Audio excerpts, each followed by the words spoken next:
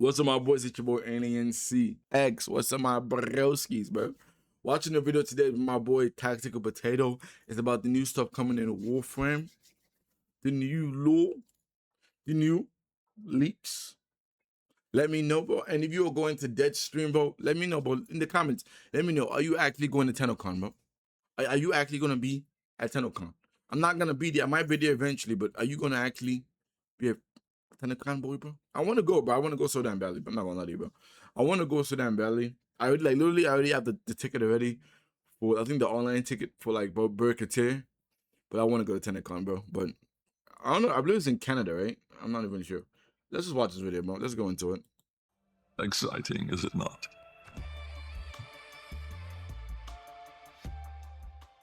So, we now have 7 days left until TennoCon, where all of the big Warframe and of course Soulframe reveals are finally going to be shown. But even before the show itself, the theories within the Warframe community and the speculation has already started. Yesterday, DE released this year's Warframe teaser and there I've seen this trailer, bro. Based on what I've been hearing, bro, based on what I've been hearing, but it might be our Tenno's best friend, bro. Our Tenno's best friendy, Mr. Mendy. Be our Tenno's best friend. That might actually be the next Warframe, and I'm not gonna lie to you, bro. I'm not gonna lie to you, bro. I'm liking it. was a lot packed into it. So let's put on our very badly fitted detective hats and break down this trailer.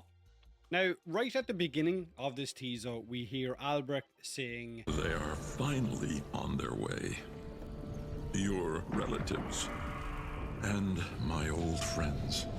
and that one line has a lot of Tenno immediately thinking these relatives could be Nata, maybe with the help of Hunhao, on their way to Tau. And the new frame or mystery person that we're seeing in this teaser could be none other than Erra. That makes sense, bro. But isn't he? Didn't he die? I guess he did not die. Thought he died, but I guess he did not. But it does make sense though, because he is a bro. He is a sentient. Bro, I keep forgetting that he literally is a sentient. He's a sentient. Broken free from Pazuul. Maybe with the help of Albrecht or maybe with the help of Wally, but it could also just be Albrecht's dialogue from a flashback within the quest. Now, throughout this teaser, we also see what looks like a dead sentient kind of collapsed on the ground, maybe inside a Murex. And I think the last time we saw Pazuul, he was the last time when we killed the sentient that we literally said we had to kill him because of it was either us or him, bro. I love this quest so much. We don't know how much I do. Also on a Murex watching Cal fly away with his brothers. So could this be the body of Pazuul? Could this be DE's way, I guess, of dealing with Pazuul? I'm not sure, but when you zoom in on the teaser, when you pause it in the right time frame and zoom in on it, it does look like there might be 2 horns on its head. But the problem is it is very hard to tell because of the lighting, the decay, and in the end, it might just be another sentient. Yes. Now, True. I know a lot of players think or want this to be Erra or Pazuul. I don't think it is because the body doesn't look the same, even if it does look like it has some kind of horns on its head. But with Eternalism, who knows what's real anymore? There is also a small scene of the Lotus in very blue gear, while on what looks like Lua. The background has a destroyed pillar like the ones we see on Lua, and the whole scene is in black and white behind her, which also makes it look like another flashback within a quest as well. Maybe we'll see her hiding the Tenno, maybe we'll see another choice that she had to make in her. I got this, but this has to come out with this has to come out with. I mean, it's going to, but this has to come out with a quest, bro. This has to come out with a quest. Past, and this is just a flashback to show it happening. But it kind of epitomizes this entire teaser where you don't know if it's a flashback from a dialogue in a quest or something that happened in the past or something that's happening now on Tau.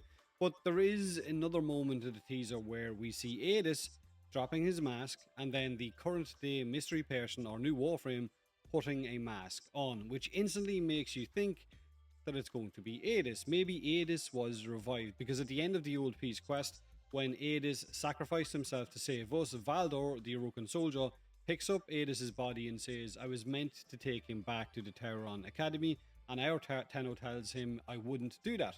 But maybe Valdor did.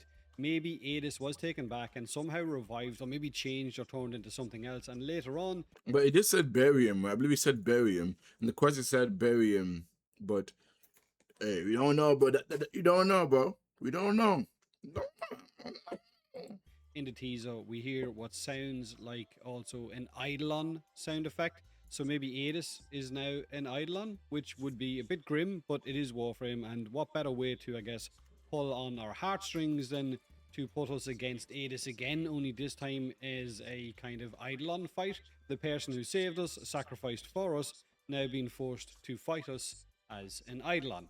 Again, another huge what if, but I would be very interested to hear what you guys think in the comment section below.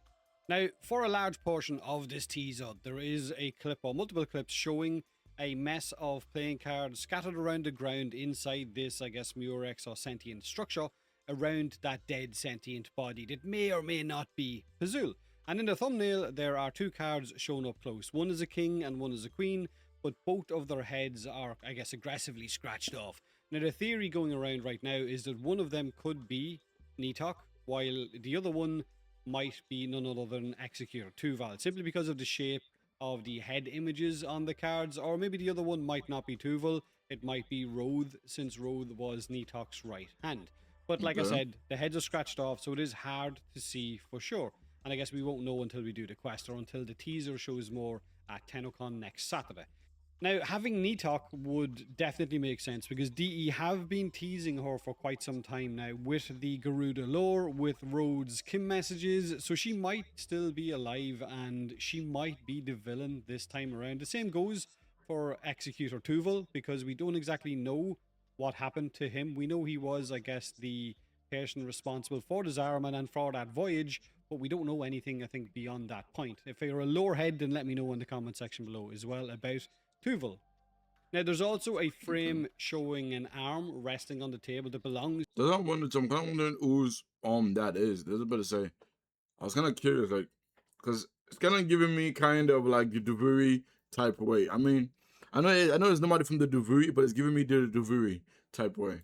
To the new Warframe, and it doesn't look like it's attached to anything. It kind of looks like it's resting there while there's boots and I guess other things in the background. Now, the background is also black and white, so again, maybe that's to highlight the arm and make it stand out more, or maybe it's another flashback to whatever this frame or character was before they became what they are now. Maybe it's got more than two arms and this one is just not being attached yet. Who feckin' knows? Now, it's not just visual, I guess, with the teaser. There is also a few audio cues, one of them being a sound effect that sounds like a flintlock kind of lighter being clicked, almost like a new frame or someone in the background is smoking. So maybe this is some kind of Wild West styled card frame. Maybe Tau became the Wild West after the Old War, desolate, broken, hard to survive in. And honestly, that kind of, I guess, scenario would fit with the Mesa heirloom skin also being released around TennoCon. And you have to admit that in the past, DE have had a tendency to line things up thematically. Not always, but enough to make you kind of notice when there's a major update. Deluxe skins or heirloom skins will match something that's coming with that update. But at the end of the that means that it might be kind of like, you know, Western type way of base. Which I'm not gonna lie to you, bro.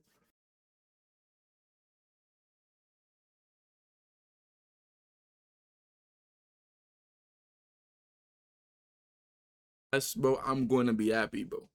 I'm gonna be gazer.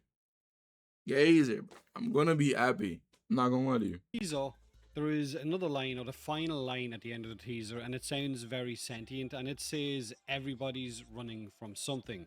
That line is really interesting because Warframe has always had characters running from something, right? Drifter was running from Deviri, Tenno is running from their past. Yeah. The Orokin have always been running from death, right? Albrecht running from what he found in the void, and even Stalker to a degree ran from the truth of what happened to him. But this teaser is just saying it outright. Everyone is running from something, and that makes me wonder if this new story is going to be about finally reaching Tau, but also about maybe more about what's hiding there and what's been chasing people away, or what everyone has been trying to avoid. And of course, that would more than likely be Wally. But look, we have 7 days, and more than likely DE will keep that hype train going by teasing more stuff within those next 7 days, just like they've done in previous years. But this teaser has kind of opened up so many different possibilities. Some players are saying it's Adis back as a Warframe, there's other ones saying it's Erra, or Pazuul. That's what I'm saying. I'm hearing that it's Hades. I keep hearing that it's Hades.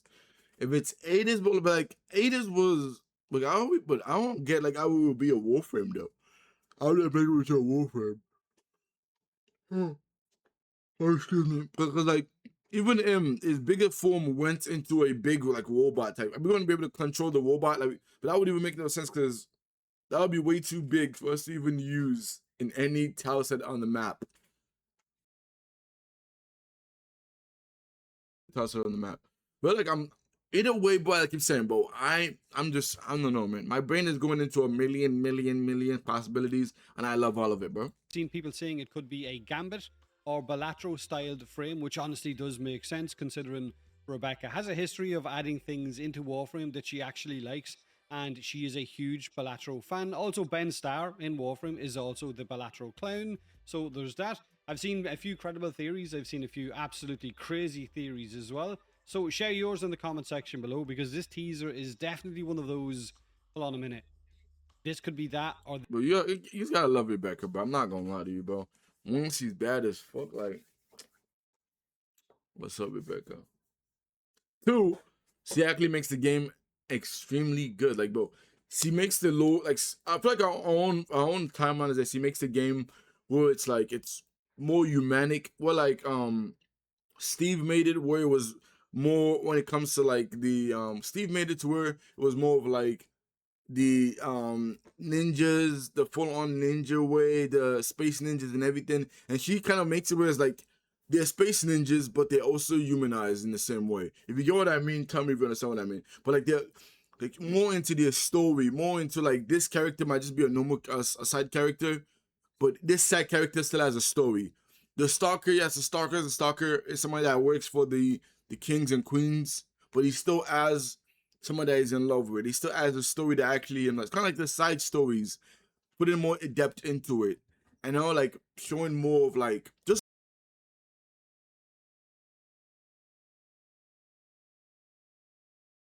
Bro, I'm loving it. We loving it. Bam, bam, bam, bam, boom. Like, I'm not gonna lie to you, I'm loving it, bro. This could be something else kind of moments. Now, during the Anime Expo yesterday, DE also showed off the upcoming Corvex Deluxe skin, which is a gargoyle themed skin.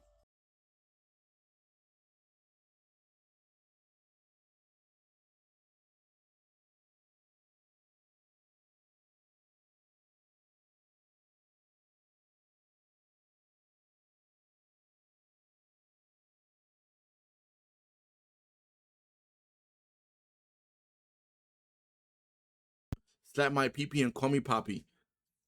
Slap my PP and call me Poppy, bro. It makes it so much more better, bro. Like these areas, bro. If you can get the white color scheme to put on there, bro, your Warframe is gonna look so damn good, bro.